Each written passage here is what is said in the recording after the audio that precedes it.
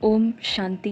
अपने प्यारे बच्चों के लिए ईश्वर का संदेश 6 मार्च 2026। आज की मुरली का टाइटल है बाबा ने कहा मीठे बच्चे सच्चे सैल्वेशन आर्मी बन सबको इस पाप की दुनिया से पुण्य की दुनिया में ले चलना है। सबके डूबे हुए बेड़े को पार लगाना है।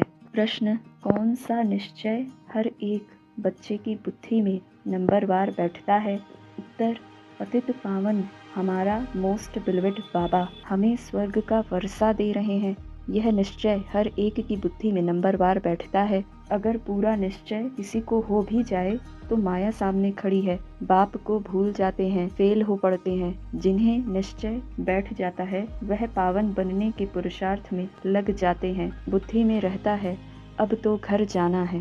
ओम शांति। मीठे मीठे सिकी लधे बच्चों प्रति गुड मॉर्निंग। बच्चे यह तो जानते हैं कि सतयुग में सदैव good morning, good day, good everything, good night, सब गुड ही गुड है। यहाँ तो न गुड मॉर्निंग न गुड नाइट है, सबसे बुरी है नाइट।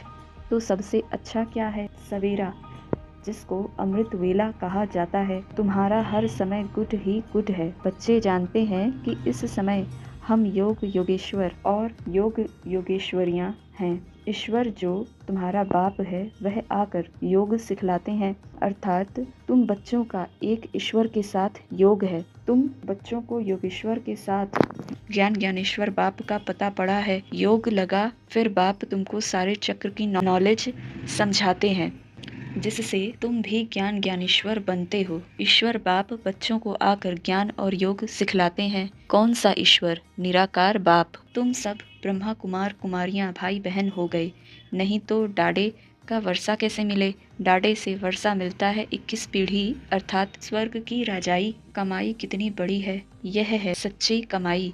सच्चे बाप द्वारा बाप भी है, शिक्षक भी है, सतगुरु भी है। प्रैक्टिकल में करके दिखाने वाला है। ऐसे नहीं कि गुरु मर गया तो चेले को गद्दी मिले। वह है जिस्मानी गुरु, यह है रूहानी गुरु।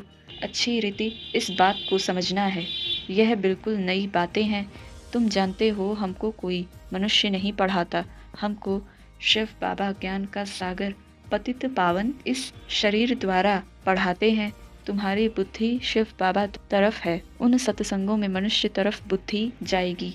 वह सब है भक्ति मार्ग। यह तुम गाते हो, तुम माता पिता हम बालक तेरे, यह तो एक है ना। परंतु बाबा कहते हैं कि मैं कैसे आकर तुमको अपना बनाऊं। मैं तुम्हारा पिता हूँ तो इनके तन का आधार लेता हूँ। तो यह यानी ब्रह्मा हमारी स्त्री भी है तो बच्चा भी है। इन द्वारा शिव बाबा बच्चों को एडॉप्ट करते हैं तो यह बड़ी मम्मा हो गई। तुम जानते हो कि पुनर्जन्म ले हमको फिर 84 जन्म भोगने हैं। निश्चय हो कि हमने ही 84 जन्म भोगे हैं, हमको ही जाना है और फिर आना है। भारतवासियों को ही समझाते हैं कि तुमने 84 जन्म पूरे किए हैं, अब तुम्हारा यह बहुत जन्मों के अंत का जन्म है। सिर्फ एक को नहीं कहते। पांडव सेना को समझाते हैं कि तुम पंडे हो, तुम रूहानी यात्रा सिखलाते हो, इसलिए पांडव सेना कहा जाता है। राज्य अब न कौरवों का न पांडवों का है, वह भी प्रजा तुम भी प्रजा हो। कहते हैं कौरव पांडव भाई भाई, पांडवों की तरफ है परमपिता परमात्मा। बाप ही आकर माया पर जीत पहनना सिखलाते हैं।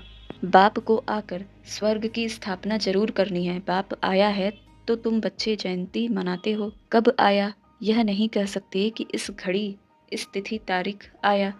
शिव बाबा कब आया कैसे कह सकते? साक्षात्कार बहुत होते हैं।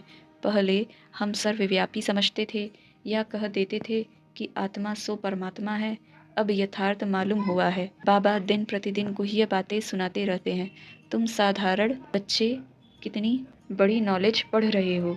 अच्छा, धारणा के लिए मुख्य सार। पहली पॉइंट, विद रिस्पेक्ट पास होने के लिए सजाओं से छूटने का पुरुषार्थ करना है। याद में रहने से ही स्कॉलरशिप लेने के अधिकारी बन सकेंगे। दूसरी पॉइंट, सच्चा सच्चा पांडव बन सबको रूहानी यात्रा करानी है। किसी भी प्रकार की हिंसा नहीं करनी है। वरदान, लाइट हाउस की स्थिति द्वारा पाप कर्मों को समाप्त करने वाले पुण्य आत्मा भव। जहाँ लाइट होती है वहाँ कोई भी पाप का कर्म नहीं होता है, तो सदा लाइट हाउस स्थिति में रहने से माया कोई पाप कर्म नहीं करा सकती। सदा पुण्य आत्मा बन जाएंगे। पुण्य आत्मा संकल्प में भी कोई पाप कर्म नहीं कर सकती। जहाँ पाप होता है वहाँ बाप की याद नहीं होती।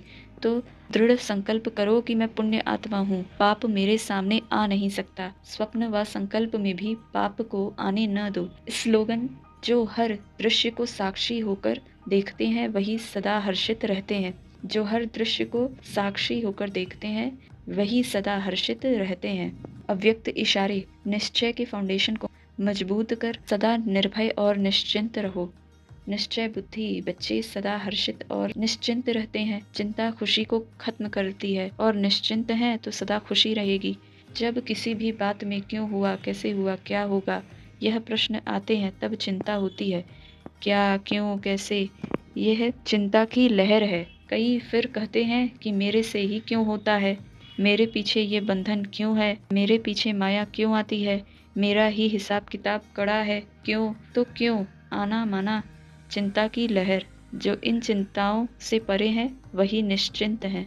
अच्छा, ओम।